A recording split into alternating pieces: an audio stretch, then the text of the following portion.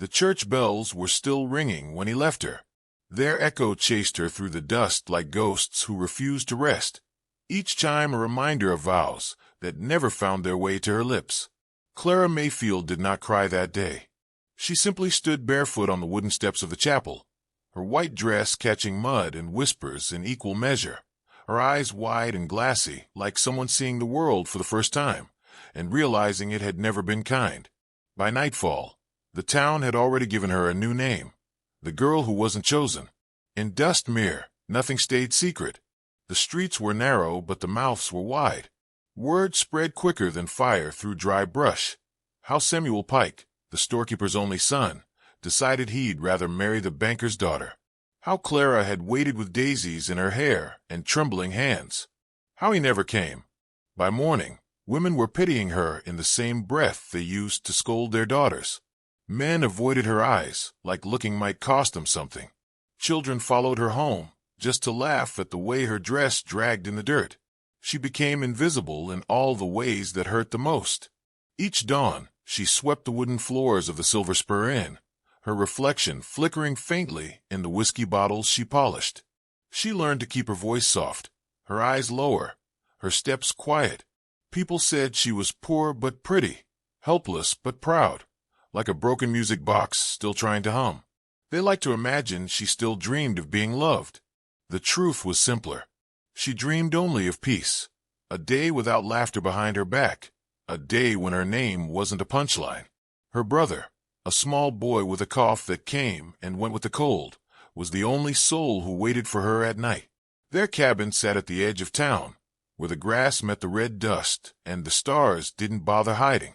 She would read to him by lamplight, stories of heroes and kingdoms and girls who were never mocked for wanting more.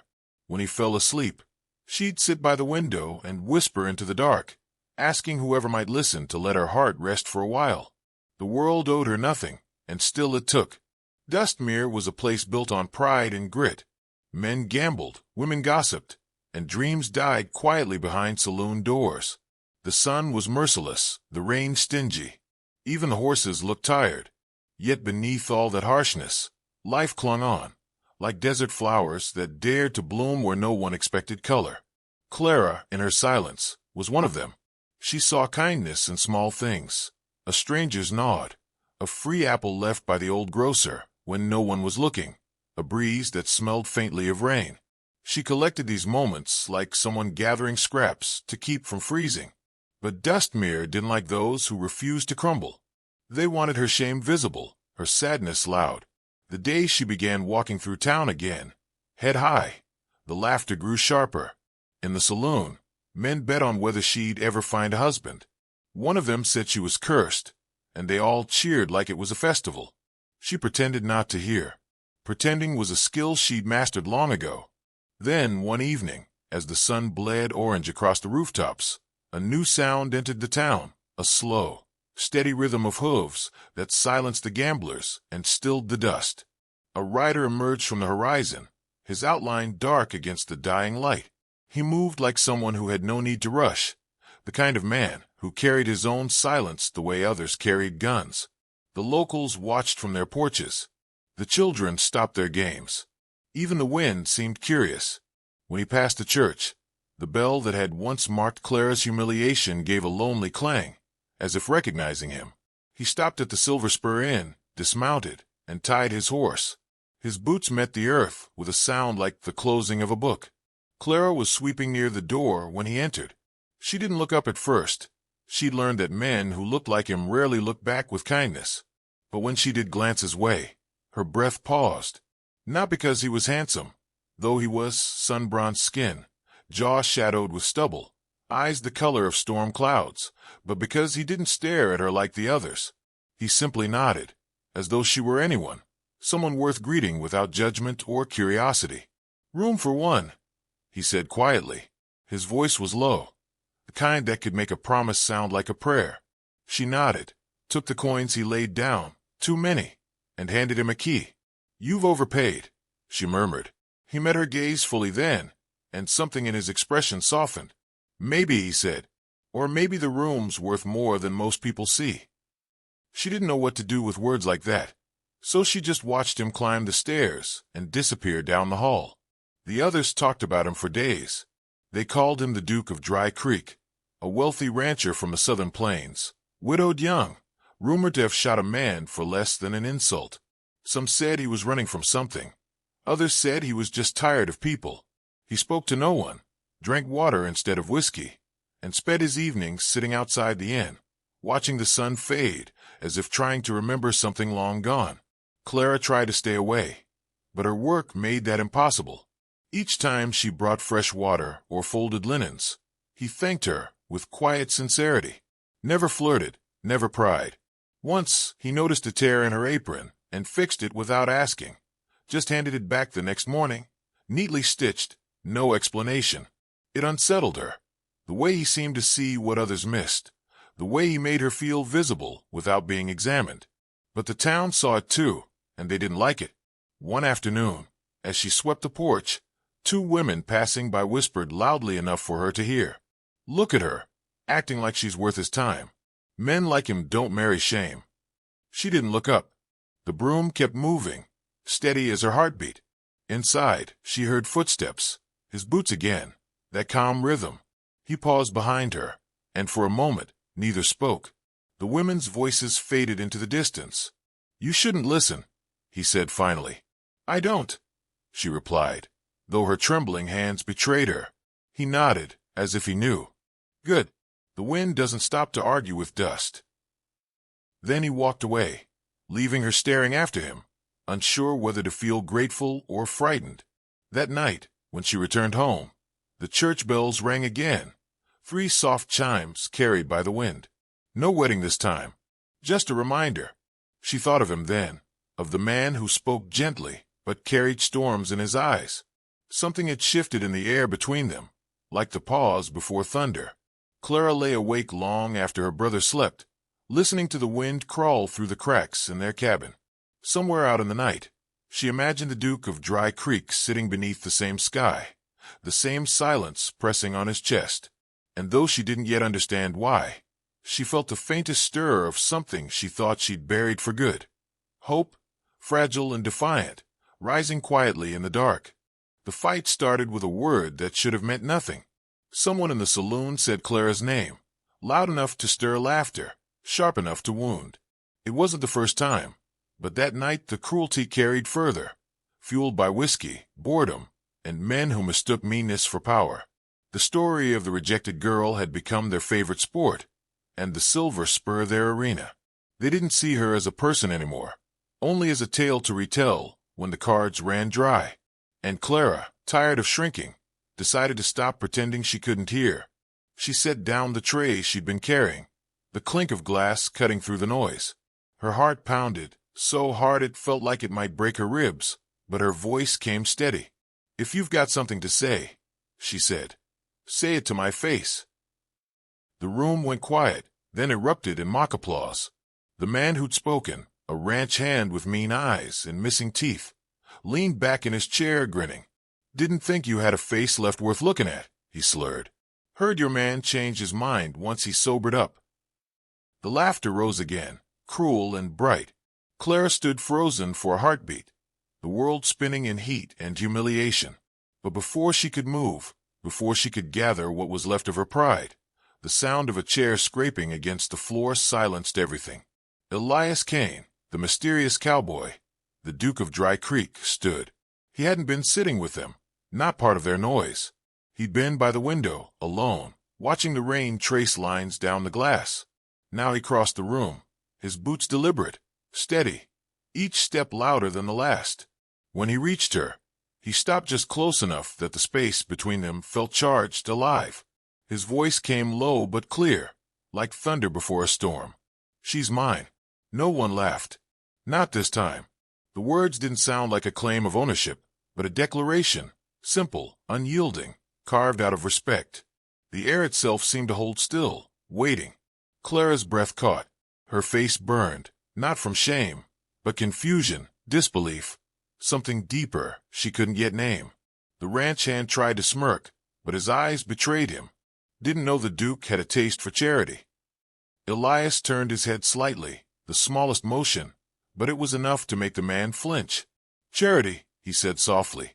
"You think decency's a favor?" He stepped closer, his voice almost tender.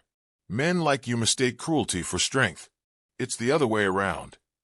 No gun was drawn, no punch thrown, yet the room shifted. The laughter died. The drunk swallowed his words, found his feet, and slipped into the night. Elias looked back at Clara. "You don't need to stay here tonight." She wanted to speak, to thank him or scold him or both, but no words came. So she did what she always did when the world demanded too much. She fled, out into the wet, moonless dark, her heart running faster than her feet. The rain had stopped, but the air was still trembling with thunder's memory. She walked until the saloon's noise faded behind her, until the town lights were nothing but small, distant glimmers. She stopped by the riverbank, chest heaving, fingers trembling. Why would he say that? She didn't belong to anyone. When she finally returned home, her brother was asleep, the lamp dim. She changed quietly, her thoughts restless. On the table, beneath her worn shawl, lay a folded note.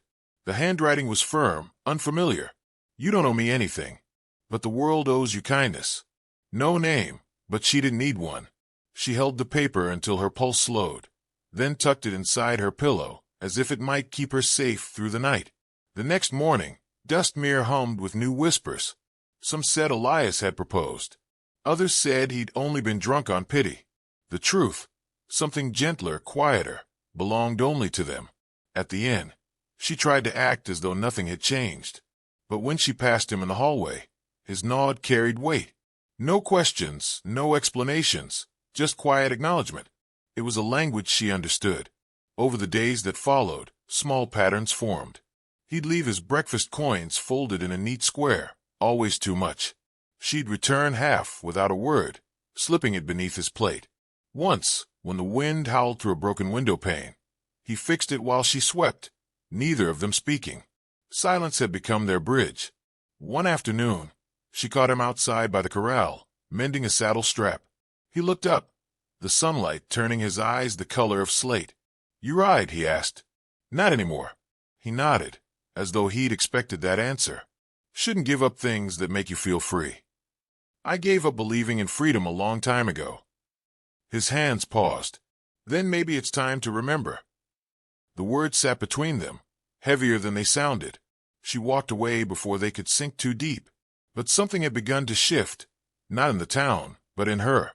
Where once she felt invisible, now she felt seen. Not admired, not pitied, but understood. It terrified her. One evening, while wiping down the bar, she overheard two men talking in low voices near the door.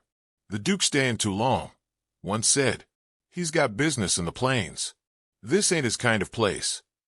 "Maybe it's the girl," the other replied. "Maybe he's looking to fix what can't be fixed." Clara kept cleaning, her heart aching against her ribs. She didn't want to be anyone's reason for staying, or leaving. Yet when Elias came down the stairs a few minutes later, his glance brushed hers, and she felt the unspoken truth. They were both people who'd lost too much to stop searching for something gentle. That night, thunder rolled again, distant but steady. She couldn't sleep. Restlessness pulled her outside, where the air smelled of wet earth and rain-soaked pine. The town was asleep, save for one flicker of light in the inn's upper window. His window. She stood there for a long time, unsure what she hoped to see. A shadow moved behind the curtain, then stillness. He was awake too.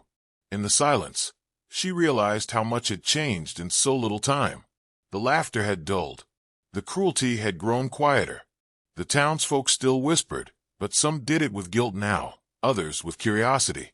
The rejected girl was no longer quite so rejected, though she didn't yet believe it herself. At dawn, she found another note, slipped beneath her door. "When they laugh again, keep your head high. They can't reach you where you're going." No signature, just the faint scent of tobacco and rain. She pressed the paper to her chest, tears burning behind her eyes. No one had ever spoken to her like that, not even her mother, before she died. But Dustmere was not a town that let peace linger. That afternoon, as she stepped into the marketplace, she saw Samuel Pike, her former fiancé, back in town, swaggering with false confidence and cheap liquor. He spotted her before she could turn away. "Well, look who survived," he said with a smirk that hadn't aged a day. "Didn't think you'd still be haunting this place." Clara's throat tightened, but she met his gaze. "You'd be surprised what survives in Dustmere." He chuckled, leaning closer. "Heard you found yourself a new savior. That cowboy, what's his name?" "The Duke." His voice lowered. "Men like him don't stay. You'll see." She didn't answer. She just kept walking, the sound of his laughter chasing her through the dust like it always had. But this time, she wasn't the same girl who ran from it. That night, when the thunder returned, she knew it wasn't weather anymore. It was warning. Something in Dustmere was about to break, and for the first time, she wasn't sure if it would be her heart or the silence that had kept it safe. The gunshot shattered the stillness of morning. It came from the edge of town, sharp as broken glass, cutting through the hum of waking life. People poured into the street, startled, whispering names and questions into the dust. In Dustmere, silence after violence was worse than the noise itself. It meant someone important had bled. Clara heard it while she was hanging laundry, the echo reaching her like an omen. She didn't run, not at first. She just stood there, the wind tugging her hair, knowing deep inside that whatever peace she'd borrowed was about to end. By the time she reached the main road, the crowd had gathered. At the center stood Elias Kane, his hat low, his revolver still smoking. Across from him lay Samuel Pike, alive barely, clutching his shoulder, groaning through clenched teeth. The sheriff's voice cracked like a whip as he pushed through the onlookers. What in hell happened here? Elias holstered his gun, calm as a man unbothered by consequence. He drew first. Samuel spat blood into the dirt. Liar. He's protecting her. Couldn't take a joke. Clara froze. Every eye turned to her. She hadn't spoken to Samuel since their brief encounter days before, but she knew how his bitterness festered. He'd come looking for trouble, and found it. Still, the sight of his pain knifed through her. Not pity, not love, but the horror of realizing that she was once again the center of a story she didn't want to be part of. The sheriff looked between them, then sighed. "We'll settle this quiet. No jail. Not today." Elias nodded once, his gaze flicking briefly to Clara before he turned and walked away. The crowd parted around him like smoke around wind. She followed later, not out of duty, but because something in her refused to let the moment end like that. He was by the corral again, tightening the saddle on his horse, his movements methodical but heavy. "You could have killed him," she said, her voice trembling. "I didn't." "That's not the point." He paused, finally looking at her. "Then what is?" She struggled for words.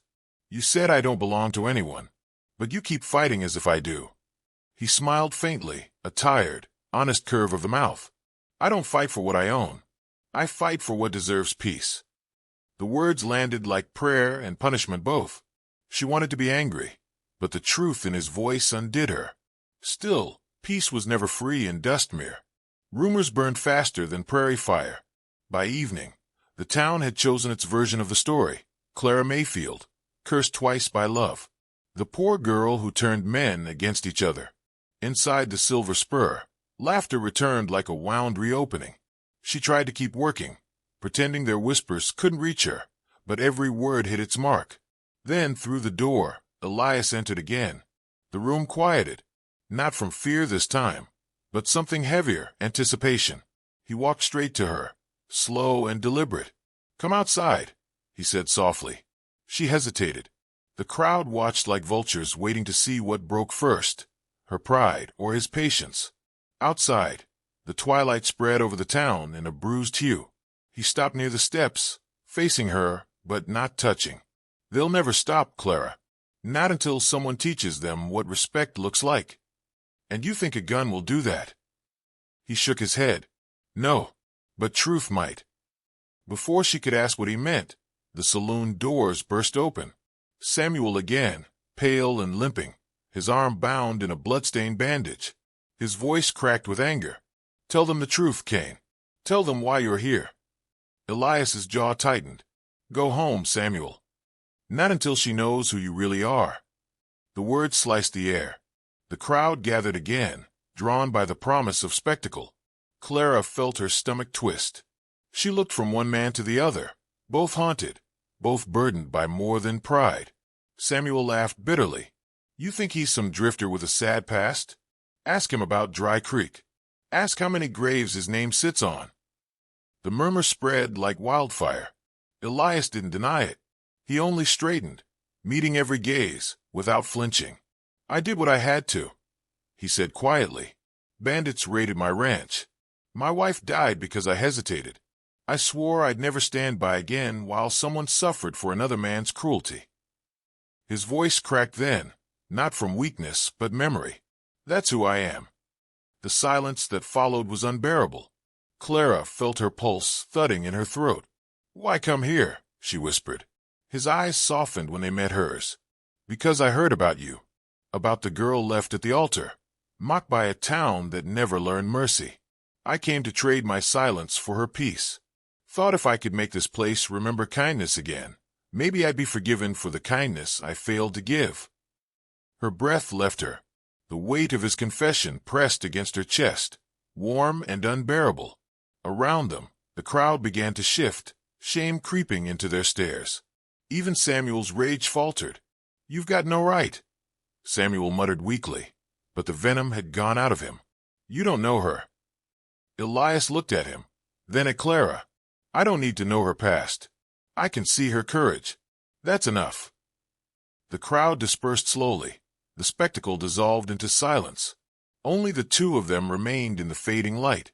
Clara felt tears she didn't remember summoning. You shouldn't have done that, she said, voice breaking. You've given them another reason to talk. Let them talk, he murmured. Maybe for once, they'll say something worth remembering. He reached for her then, not to claim, but to steady. His touch was light, reverent, like one does with something fragile yet sacred. For the first time in years, she didn't pull away. They stood that way until the church bell rang once, low and tired, the same sound that had begun her undoing months ago. This time, though, the sound didn't sting.